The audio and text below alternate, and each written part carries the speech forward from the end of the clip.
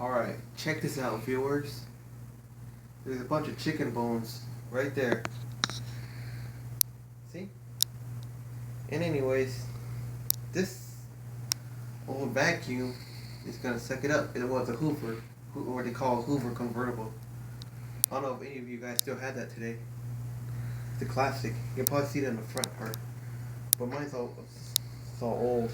Well, I didn't have it that long. Enough to say it had that long and got old. I just bought it recently. Well, anyways, check this out. We're gonna give it a shot. Those chicken bones right there, it's gonna suck it up. Right, 3, 2, 1.